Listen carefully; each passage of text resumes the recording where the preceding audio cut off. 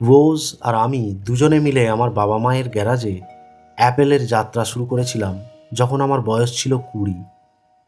আমরা কঠোর পরিশ্রম করেছি এবং 10 বছরে সেই গ্যারাজের দুজন থেকে অ্যাপেল 4,000 কর্মীসহ একটি $2 বিলিয়ন কোম্পানিতে পরিণত হয়। আমরা সবেমাত্র তার 1 বছর আগে আমাদের সেরা সৃষ্টি ম্যাকিনটশ পিসি রিলিজ করেছি এবং আমার তখন সবেমাত্র 30 বছর বয়স। আমাকে বরখাস্ত করা হয়েছিল।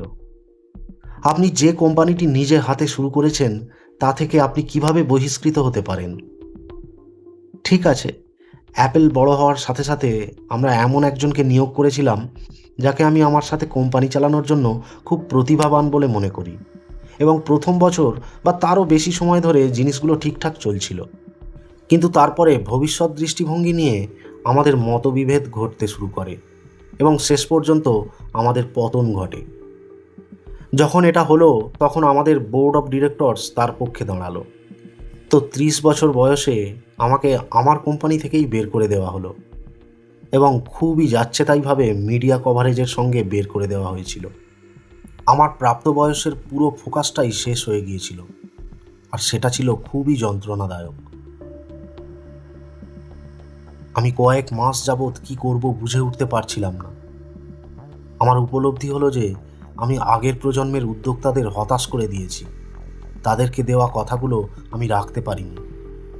আমি ডেভিড প্যাকার্ড এবং বব নয়েসের সাথে দেখা করলাম, আর এত খারাপ কিছু হওয়ার জন্য তাদের কাছে ক্ষমা চাইলাম।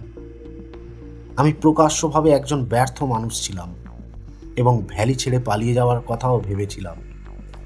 কিন্তু ধীরে ধীরে একটা কথা আমি বুঝতে পারলাম, আমি এখনও আমার কাজটাকে ভালোবাসি। অ্যাপেলের ঘটনাটা যেটাকে একটুও বদলাতে পারেনি। আমাকে তাড়িয়ে দেওয়া হয়েছে, কিন্তু আমি তখনও প্রেমে আসক্ত ছিলাম।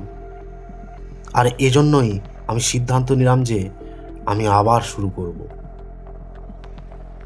একটা ব্যাপার আমি তখন বুঝতে পারিনি, সেটা হলো অ্যাপেল থেকে আমাকে বের করে দেওয়াটা ছিল আমার কাছে খুব ভালো একটা বিষয়।